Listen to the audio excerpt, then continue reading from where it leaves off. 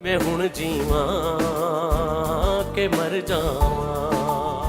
अस्सलाम वालेकुम how all viewers, मैं हूं आपके साथ सैयद मोहसिन बास and welcome back to my YouTube channel Mohsin creation. आज हम बात करेंगे डंक की एपिसोड 10 के हवाले से, साथ ही साथ हम नजर डालेंगे इसकी आने वाली एपिसोड 11 के टीजर पर भी। सो चलिए अपना रिव्यू स्टार्ट कर लेते हैं।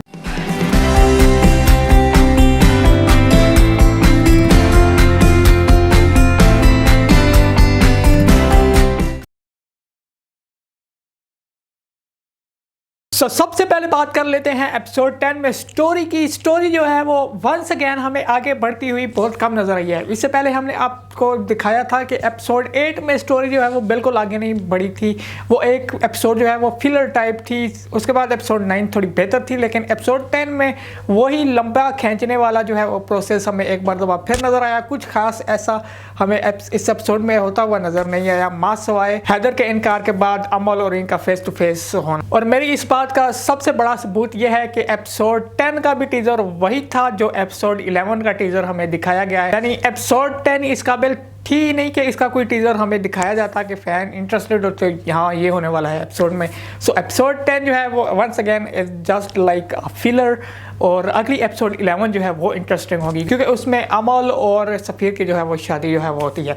सो नज़र डालते हैं जी एपिसोड 10 की स्टोरी पर। और हैदर के इनकार के बाद जो है वो अमल और हैदर के दोनों वालिदैन परेशान होते हैं कि कैसे जो है वो अब इस सारे मसले को सुलझाया जाए, दोनों खानदानों के तल्लुकात को जो है वो सही रखा जाए और साथ ही साथ लोगों की बातों को जो है वो कैसे इंडोर्स किया जाए। तो इसका वो हल यही निकालते हैं कि अमल की शादी जो है वो कर दी जाए सफ़ीर के साथ, जिस पर ये पूरी फैमिली जो है वो एग्री करती है। लेकिन सबका एक ही मानना होता है कि इस पर फाइनल डिसीजन जो है वो अमल के कोर्ट में होना चाहिए। हैदर के वाले जो है वो अमल से इस हवाले से बात करते हैं, जिस पर पिछली एपिसोड से अब तक घर वालों के सामने जो है वो अमल ने एक लफ्ज भी जो है वो नहीं कहा है। लेकिन अमल इस शादी के लिए तैयार हो जाएगी। हमने इस एपिसोड के एंड में देखा कि अमल जो है वो एग्री कर लेती है कि वो सफ़ीर से शादी करने के लिए तैयार है, लेकिन उसकी एक शर्त होती है। अब वो शर्त क्या है वो अगली एपिसोड में हमें पता चलेगा। लेकिन मैं अभी आपको प्रिडिक्शन देने वाला हूँ कि मुझे क्या लगता है कि क्या शर्त जो है वो अमल रखेगी सफ़ीर के साथ शादी करने के लिए। आई थिंक अमल की शर्त यही होगी कि जो हैदर है वो भी अमल और सफ़ीर की शादी में शरीक हो, उसके सामने ये शादी हो। मैं भी ये इसलिए कि वो अपनी मोहब्बत को किसी और के साथ शादी होता हुआ देखकर शायद उसकी मोहब्बत जो मर गई है वो दोबारा जिंदा हो जाए। लेकिन आई एम टेलिंग यू ऐसा होने वाला नहीं है, क्योंकि हैदर जो है वो आप कंप्लीटली जो है वो एक तरह से नफरत कर रहा है अमल से, मोहब्बत उसमें नहीं रही। This is just a prediction of mind, so let's see कि क्या यही शर्त होती है और क्या ऐसा ही होने वाला है। लेकिन अमल और सफ़ीर की जो है वो शादी जो है वो हो जाएगी एट दी एंड, जिसके बाद हमें अमल के करैक्टर के मज़ीद जो हकाइक हैं वो भी हमें देखने को मिलेंगे।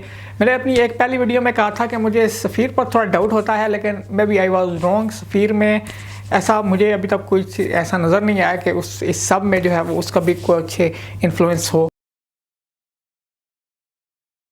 अगर हम इस एपिसोड से बेस्ट सीन की बात करें तो वो बेस्ट सीन इसका वही था जब अमल और हैदर जो है वो आपस में मिलते हैं। ऑब्वियसली हैदर के इनकार के बाद ये इनका पहला फेस टू फेस जो है वो इंटरेक्शन होता है। 5 मिनट एंड कुछ सेकंड जो है वो इस पूरे सीन की जो है वो ड्यूरेशन थी, जिसमें अमल जो है वो सवाल करती है हैदर से कि तुम मुझे ऐसे नहीं छोड़ सकते, तुम मुझे ऐसे बर्बाद नहीं कर सकते। जिस पर हैदर जवाब देता है बर्बादी क्या होती है, तुम ये प्रोफेसर के घर जाकर उसकी बीवी और बेटी को देखकर देखो, ये होती है असल बर्बादी। जिस पर अमल उससे जवाब देती है कि मैं तो अपने हक के लिए लड़ रही और मैंने तुमसे नहीं कहा था कि प्रोफेसर के घर जाकर जो है वो गुंडागर्दी करो। जिस पर हैदर उसे बता देता है कि उसे सारी हकीकत का पता चल चुका है। उसने कन्वर्सेशन जो है प्रोफेसर और अमल की जो है वो सुन ली थी, जिसके बाद अमल जो है वो तकरीबन लाजवाब हो जाती है और उसे यही एक्सक्यूज देती है कि मैंने तो ये सब तुम्हारे लिए किया था, तुम्हें बचाने के लिए मैंने ये सब किया था। जिस पर हैदर ने क्लियरली कहा कि मैंने तुम्हें नहीं कहा था कि ऐसी